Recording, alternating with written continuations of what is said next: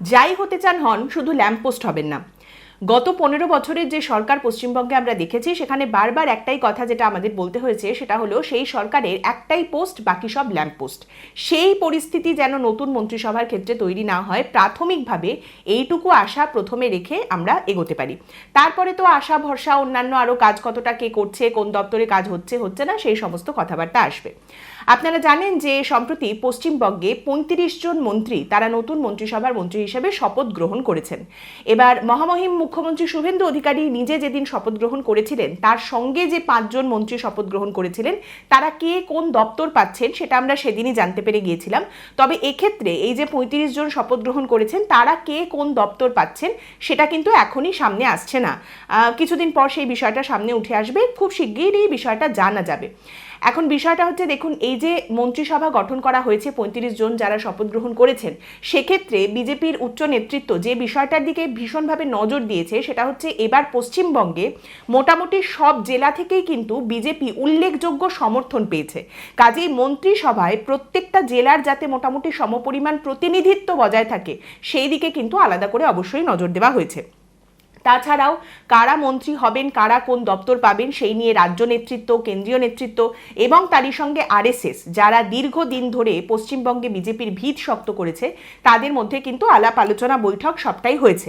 কখনো মতের মিল হয়েছে, কখনো আবার মতের বিরোধ দেখতে পাওয়া গেছে। ফাইনালি একদম শেষের আগের শেষ কাজটা বাকি রয়েছে, 90% মতো কাজ হয়ে গেছে। এবং আরএসএস এর একটা প্রভাব যে এই মন্ত্রিসভার উপরে রয়েছে, সেটা কিন্তু খুব পরিষ্কার। যে কটা নাম আমরা দেখতে পেয়েছি, এই যে 35 জন, তার মধ্যে থেকে উল্লেখযোগ্যভাবে দীপক বর্মন, তিনি সংঘের অত্যন্ত পছন্দের নেতা। স্বপন দাশগুপ্ত, তার ক্ষেত্রেও জানা যাচ্ছে যে তিনিও কিন্তু সংঘের পছন্দের। জগন্নাথ চট্টোপাধ্যায়, তিনি আরএসএস এর 3য় বর্ষ প্রশিক্ষিত স্বয়ংসেবক। কল্যাণ চক্রবর্তী, তিনি পূর্ণমন্ত্রী হয়েছেন, তিনিও কিন্তু সংঘের পছন্দের। কৌশিক চৌধুরী, আরএসএস এর পছন্দের মন্ত্রী। বিরাজ বিশ্বাস, সংঘের ছাত্র সংগঠন এবিভিপি থেকে কিন্তু তার উত্থান হয়েছে। অর্থাৎ বুঝতেই পারছেন, আরএসএস এর একটা প্রভাব, তাদের মতের একটা গুরুত্ব কিন্তু এই মন্ত্রিসভার মধ্যে অবশ্যই রয়েছে। 35 জন মন্ত্রী আপাতত শপথ গ্রহণ করেছেন। 294 জনের বিধানসভা আপনারা জানেন, তার মধ্যে মন্ত্রিসভায় সর্বোচ্চ 44 জন থাকতে পারেন। এবার 35 জন মন্ত্রী শপথ গ্রহণ করার পর বর্তমানে সেই মন্ত্রিসভার সদস্য সংখ্যা দাঁড়িয়েছে 41, অর্থাৎ 3 জন এখনো পর্যন্ত আসতে পারেন, সেই জায়গা খোলা রয়েছে। এবার একজনকে যদি নন্দীগ্রাম থেকে জিতিয়ে নিয়ে আসতে হয়, অর্থমন্ত্রী করতে হয়, তাহলে একটা জায়গা যাবে। যদিও তিনি অর্থমন্ত্রী হয়ে আসবেন নাকি উপদেষ্টা হয়ে আসবেন, সেটা তো দেখতে পাওয়া যাবে পরবর্তীকালে। এই নিয়ে আমরা আলাদা করে একটা পর্ব করেছি, যদি কেউ দেখে না থাকেন অবশ্যই দেখে নিতে পারেন, আমি ডেসক্রিপশন এবং ফার্স্ট কমেন্টে সেই লিঙ্ক দিয়ে রাখবো।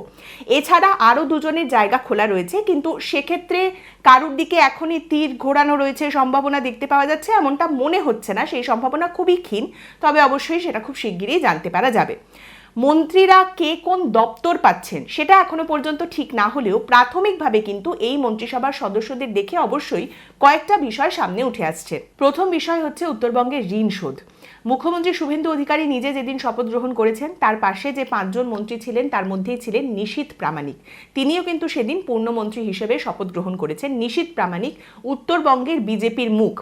এবার দেখুন, মুখ্যমন্ত্রী শুভেন্দু অধিকারী তিনি কিন্তু উত্তরবঙ্গ সফরে গিয়ে এই প্রতিশ্রুতি দিয়ে এসেছেন যে এবার আপনাদের ঋণ শোধ করব। আপনারা দীর্ঘদিন ধরে বিজেপির পাশে থেকেছেন, এবার কিন্তু আপনাদের সেই ঋণ আমরা অবশ্যই করে শোধ করব। সেই পথে নতুন মন্ত্রিসভা, নতুন সরকার তারা অবশ্যই হাঁটবে। উত্তরবঙ্গের মানুষজন দীর্ঘদিন ধরে এই অভিযোগ করে এসেছেন যে তাদের সঙ্গে বৈমাতৃসুলভ আচরণ করা হয়েছে, তারা বঞ্চিত হয়েছেন, তাদের উন্নয়ন করা হয়নি। অন্তত এবার মন্ত্রিসভাতে যে চিত্র দেখতে পাওয়া যাচ্ছে, তাতে নিশ্চয়ই তাদের মধ্যে এই আশাটা আরও বেশি দৃঢ় হবে যে এবার তাদের এই বঞ্চনার সম্মুখীন আর হতে হবে না, কারণ তাদের অংশীদারিত্বও কিন্তু একেবারেই কম নয়।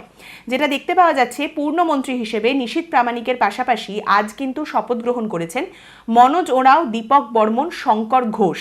তারই সঙ্গে আপনারা জানেন মালতী রাভা রায়, তিনি কিন্তু স্বাধীন দায়িত্বপ্রাপ্ত প্রতিমন্ত্রী হিসেবে শপথ গ্রহণ করেছেন। এবং একই সঙ্গে কৌশিক চৌধুরী, জুয়েল মুর্মু, বিরাজ বিশ্বাস, আনন্দময় বর্মন, বিশাল লামা, তারাও কিন্তু প্রতিমন্ত্রী হিসেবে শপথ গ্রহণ করেছেন এবং এনারা প্রত্যেকে কিন্তু উত্তরবঙ্গের মুখ। এবং তারই সঙ্গে আরেকটা যে জিনিস যেটা বেশ লক্ষ্য করার মতো, এবারের মন্ত্রিসভায় দুজন কিন্তু অত্যন্ত বরিষ্ঠ নেতা রয়েছেন, বেশ অভিজ্ঞ দুটি মুখকে দেখতে পাওয়া যাচ্ছে, যার মধ্যে একজন হচ্ছেন স্বপন দাশগুপ্ত, যার কথা আগেই বললাম সংঘের পছন্দের। এছাড়াও তার বাণিজ্য মহলে এবং উচ্চবিত্ত শ্রেণীর মধ্যে যথেষ্ট জনপ্রিয়তা রয়েছে, কেন্দ্রীয় নেতৃত্বের সঙ্গে সুসম্পর্ক দীর্ঘদিনের তার রয়েছে, এবং তার যে অভিজ্ঞতা সেটাও কিন্তু অবশ্যই খুবই গুরুত্বপূর্ণ। তাত্ত্বিক মানুষ, জ্ঞানী ব্যক্তি, শিক্ষিত ব্যক্তি, সবসময় কথায় কথায় হ্যাঁতে তিনি হ্যাঁ মিলিয়ে দেন না, আবার দুম করে নাও বলে দেন না। বয়স যদিও হয়েছে তবে ওল্ড হর্স। এবং একইভাবে আরেকজন হচ্ছেন তাপস রায়। 80-র দশকে ছাত্র রাজনীতির মধ্যে দিয়ে কিন্তু তার উত্থান, কংগ্রেস থেকে তৃণমূল কংগ্রেস হয়ে তারপর তিনি বিজেপিতে যোগদান করেছেন। একটা সময় কিন্তু তৃণমূল কংগ্রেসের মন্ত্রিসভাতেও তিনি ছিলেন, অর্থাৎ কিনা তার কিন্তু একটা প্রশাসনিক অভিজ্ঞতাও রয়েছে। তো এই যে দুজন ব্যক্তি, তাদের বয়স হয়ে গেলেও তাদের বুদ্ধিমত্তা এবং তাদের অভিজ্ঞতা, এই দুটো কিন্তু অবশ্যই নতুন মন্ত্রিসভার কাজে লাগবে। এবং এর সঙ্গে যদি দুজন তরুণ তুর্কিকে দিয়ে দেওয়া যায় এই দুজনের কাছে প্রতিমন্ত্রী হিসেবে, তাহলে কিন্তু সেই দপ্তরগুলোতে অবশ্যই ব্রেনস অ্যান্ড মাসেলসের একটা সুন্দর কম্বিনেশন দেখতে পাওয়া যাবে। একদিকে আবার খুবই কন্ট্রাস্টিং একটা চিত্র সামনে উঠে আসছে, যেখানে অবশ্যই দীর্ঘদিনের একটা স্বীকৃতি পাওয়ার বিষয় সামনে দেখতে পাওয়া যাচ্ছে, তেমনই আবার আরেকদিকে এমন একটা নাম মন্ত্রিসভায় দেখা যাচ্ছে যার পরিচিতিকে আপনি যে পাতেই রাখুন না কেন সেই পাতটাই তেতো হয়ে যাবে। যেমন একদিকে রয়েছেন দুধকুমার মণ্ডল। দুধকুমার মণ্ডল মন্ত্রী হিসেবে শপথ গ্রহণ করছেন, এটা দেখলে বিজেপির কর্মী সমর্থকরা কিন্তু মনের মধ্যে ঠিক সেই রকম বিশ্বাসটাকে ফেরত পান, যেমন তারা দিলীপ ঘোষকে মন্ত্রী হতে দেখলে বিশ্বাস ফিরে পান। দুজনেই কিন্তু একদম একরোখা, বিতর্কিত, একদম সোজা কথা সোজা বলে দেবার মতো মানুষ, একজন দিলীপ ঘোষ এবং আরেকজন দুধকুমার মণ্ডল। এবং তারা দুজনেই কিন্তু এমন সময় থেকে বিজেপি করেছেন যে সময় লড়াই করার মতো লোকজন পাওয়া যেত না। দীর্ঘদিন নানা রকম বিতর্কে তারা জড়িয়েছেন, কিন্তু বিজেপিতেই থেকেছেন, বিজেপি ছেড়ে যাননি। দুধকুমার মণ্ডল একটা সময় যখন অনুব্রত মণ্ডল, কেষ্টদা, তিনি একেবারে মধ্য গগনে ছড়ি ঘোরাচ্ছেন, সেই সময় তার সামনে দাঁড়িয়ে বিজেপির পতাকা ধরে বিজেপি রাজনীতি করেছেন, লড়াই করেছেন। তো অবশ্যই সেক্ষেত্রে কিন্তু দুধকুমার মণ্ডল তার স্বীকৃতি পেয়েছেন, তার দীর্ঘদিনের যেটা পাওনা, যে সম্মান, যে মর্যাদা, সেটা তিনি পেয়েছেন।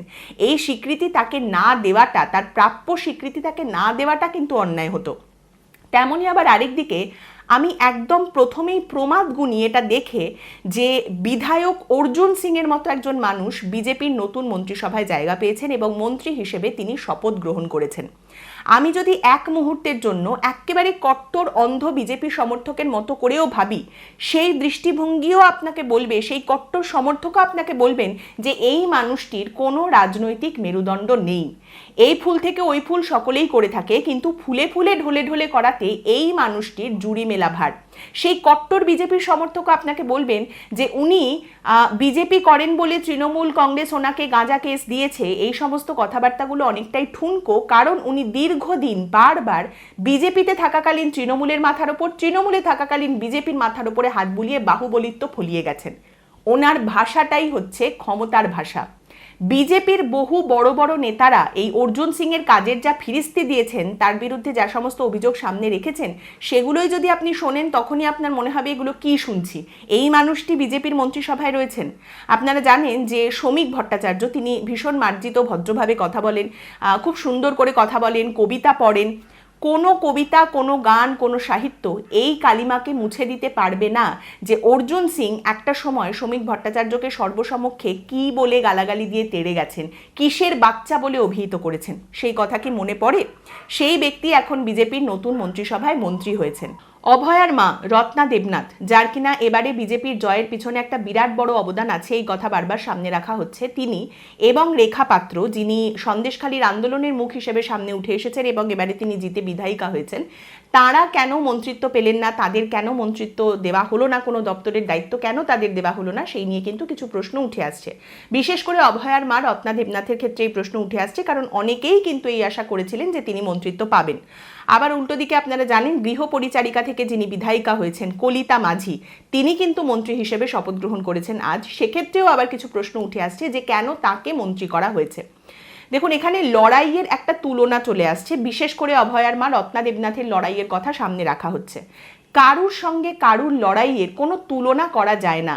একজনকে দাঁড় করিয়ে রেখে তার লড়াইয়ের সঙ্গে তুলনা করে আরেকজনের লড়াইকে যদি ছোট করা হয়, তাহলে সেটা হীনমন্যতার লক্ষণ। একদম প্রথমেই যেটা বলছিলাম, প্রতিটা জেলা থেকেই মোটামুটি বিজেপি সমান সমর্থন পেয়েছে, উল্লেখযোগ্য সমর্থন পেয়েছে। কাজেই প্রত্যেকটা জেলার প্রতিনিধিত্ব যাতে থাকে এবং তারই সঙ্গে সমস্ত রকমের মানুষ, সমস্ত শ্রেণীর মানুষ, যার মধ্যে অনগ্রসর শ্রেণীও রয়েছে, মহিলারা রয়েছেন, এই সমস্ত সমীকরণকে মাথায় রেখে সেই রিপ্রেজেন্টেশন হিসেবে কিন্তু কলিতা মাঝিকে সামনে আনা হয়েছে এবং তাকে মন্ত্রী করা হয়েছে। বিশেষ করে দলিত সমাজের মুখ, তফসিলি জাতির মহিলাদের মুখ হিসেবে কিন্তু কলিতা মাঝি সামনে উঠে এসেছেন এবং তিনি প্রতিমন্ত্রী হয়েছেন। তিনি কাজ করতে পারবেন কি পারবেন না সেই নিয়ে চিন্তা কম করা হোক, এমনিতেও আমলারাই বেশিরভাগ কাজ করবেন, প্রতিমন্ত্রীর দায়িত্ব তিনি পালন করবেন, সই অবশ্যই তাকে করতে হবে। এবং পরবর্তীকালে এই মন্ত্রিসভা সম্প্রসারণের আরও যেটুকু জায়গা রয়েছে সেক্ষেত্রে অন্যদের সেখানে নিয়ে আসা হবে কিনা, তাদেরও সেই মন্ত্রিত্বের কোনো দায়িত্ব দেওয়া হবে কিনা সেই প্রশ্নটা থাকতে পারে। পশ্চিমবঙ্গে অনেকগুলো ঘুঘুর বাসা রয়েছে যেখানে দুর্নীতি একেবারে পরতে পরতে ছেয়ে গেছে। সেই রকম সব থেকে বড় বড় দুটো ঘুঘুর বাসা যদি বলতে হয় পশ্চিমবঙ্গে, একটা হচ্ছে স্বাস্থ্য দপ্তর, আরেকটা হচ্ছে বিনোদন জগৎ। এবার স্বাস্থ্য দপ্তরের ক্ষেত্রে কারা দায়িত্ব সামলাবেন সেরকম বেশ কিছু যোগ্য নাম কিন্তু এই মন্ত্রিসভাতেও উঠে এসেছে। একজন অবশ্যই শারদত্ত মুখোপাধ্যায়, যিনি বিজেপিতে নতুন নাম হলেও অত্যন্ত বিশিষ্ট চিকিৎসক এবং স্বাস্থ্য দপ্তরে কী ধরনের দুর্নীতি হয়েছে সেগুলো কি করে ঠিক করা যেতে পারে সেই নিয়ে বিভিন্ন আলোচনায় কিন্তু ওনার কথা বারবার শোনা গেছে। আরেকজন অবশ্যই ডক্টর ইন্দ্রনীল খাঁ, দলের তরুণ তুর্কি, তরুণ মুখ, চিকিৎসক, অন্যতম উচ্চশিক্ষিত সদস্য তিনি বিজেপির এবং তারই সঙ্গে তিনি যুব মোর্চার সভাপতি, তিনিও রয়েছেন, তিনিও কিন্তু মন্ত্রী হিসেবে শপথ গ্রহণ করেছেন। এছাড়া হরেকৃষ্ণ বেরা তিনিও রয়েছেন। কাজেই এই ঘুঘুর বাসা যেটা পশ্চিমবঙ্গের স্বাস্থ্য দপ্তর, এখানে যে বিভিন্ন রকম দুর্নীতির কথা বারবার উঠে এসেছে, সেই দুর্নীতি, সেই ঘুঘুর ভাষা পরিষ্কার করার জন্য যোগ্য এবং অভিজ্ঞ মানুষের অভাব নেই এই মন্ত্রিসভায়। আশা করা যায় তারা দায়িত্ব নেবেন এবং এই কাজে তারা অবশ্যই ঝাঁপিয়ে পড়বেন। আরেকদিকে রয়েছে বিনোদন জগৎ। আপনারা জানেন যে পশ্চিমবঙ্গের বিনোদন জগৎ নিয়ে বারবার কি ধরনের বিতর্ক, কি ধরনের অভিযোগ উঠে এসেছে। এর আগে শুধুমাত্র দুই ভাই অরূপ বিশ্বাস, স্বরূপ বিশ্বাস, তারা এই বিনোদন জগতে একটা ত্রাস সৃষ্টি করে রেখেছিলেন তাই নয়, তারই সঙ্গে কালো টাকার মাধ্যমে সিনেমা তৈরি করা, মানি লন্ড্রিং, পাচার করা হচ্ছে কালো টাকা বিনোদন জগতের মধ্যে দিয়ে, এইরকম একটা র্যাকেট রয়েছে, সেই অভিযোগও কিন্তু এখান থেকে বারবার উঠে এসেছে। এবার বিনোদন জগৎ থেকে বেশ কিছু মুখ কিন্তু এবারে বিজেপির বিধায়ক হিসেবে সামনে উঠে এসেছেন, যার মধ্যে রুদ্রনীল ঘোষ রয়েছেন, পাপিয়া অধিকারী রয়েছেন, রূপা গঙ্গোপাধ্যায় রয়েছেন, হিরণ চ্যাটার্জি রয়েছেন। এবারে তারা নিশ্চয়ই কেউ একজন বিনোদন জগতের দায়িত্ব পাবেন, যদিও এরা কিন্তু মন্ত্রী হিসেবে শপথ গ্রহণ করেননি। আশা করা যায় কেউ না কেউ এদের মধ্যে থেকে উঠে আসবেন এবং এই দায়িত্বটা পাবেন এবং তারা কিন্তু বিনোদন জগতের এই যে ঘুঘুর বাসা সেটা পরিষ্কার করতে অবশ্যই কাজে ঝাঁপিয়ে পড়বেন। সকলে মিলেই নিশ্চয়ই সেই চেষ্টা করবেন। আপাত দৃষ্টিতে দেখুন যেটা বোঝা যায় সেটা হচ্ছে এই বিনোদন জগতে রাজনীতি মুক্ত একটা পরিবেশ চাই। মানে একটা মুখ আরেকটা মুখ দিয়ে রিপ্লেস হয়ে গেল, যা চলছিল তাই চলছে, শুধু একটা মুখের জায়গায় আরেকটা মুখ এসে গেল, সেটা চাই না। রাজনীতি মুক্ত হয়ে সবাই নিজের মতো কাজ করতে পারবেন সেই রকম একটা জায়গা যাতে তৈরি হয়, সেই জায়গাটা চাই। এবং যাদের কথা বললাম বিনোদন জগৎ থেকে তারা উঠে এসেছেন এবং তারা বিধায়ক হয়েছেন, এর মধ্যে অনেকেই কিন্তু বিজেপির সঙ্গে দীর্ঘদিন ধরে রয়েছেন, বিজেপির অত্যন্ত দুঃসময়েও তারা বিজেপির সঙ্গে থেকেছেন, বিজেপি ছেড়ে চলে যাননি। কাজেই সেই যে স্বীকৃতি তাদের পাওনা রয়েছে সেটাও তারা নিশ্চয়ই পাবেন এবং কে এখান থেকে কোন দপ্তরের দায়িত্ব পান এবং কি ধরনের দায়িত্ব উঠে আসে সেটা অবশ্যই দেখার বিষয়। অবশ্যই এখানে আলাদা করে বলতে হয় পাপিয়া অধিকারীর কথা। পাপিয়া অধিকারী টলিউডকে হলিউড বানানোয় এবং মেসিকে আবার বাংলার বুকে নিয়ে আসায় আপনি সফল হন, আমরা আপনার পাশে আছি। দেখুন বিষয়টা হচ্ছে কে কোন দপ্তর পেলেন, কে কোন মন্ত্রক পেলেন মন্ত্রীরা, সেটা খুব শিগগিরই পরিষ্কার হয়ে যাবে। কে কতটা কোন দপ্তর থেকে কাজ করছেন বা করছেন না সেটা সময় বলবে। এখন দুর্নীতির দিকে তারা এগোবেন নাকি সুনীতির মাধ্যমে আদর্শের সঙ্গে নিদর্শন স্থাপন করবেন, সেই নিয়ে এখনই মূল্যায়ন, আকুতি, মিনতি, আবেদন, নিবেদন এই সমস্ত কিছু করার কোনো মানেই হয় না। শুধু একটাই কথা, আর যাই হন না কেন ল্যাম্প পোস্ট হবেন না। আজকের পর্ব এখানেই শেষ করছি। আপনাদের মতামত অবশ্যই জানাবেন। পরের দিন দেখা হবে অন্য একটি বিষয় নিয়ে আলোচনায়। ভালো থাকবেন।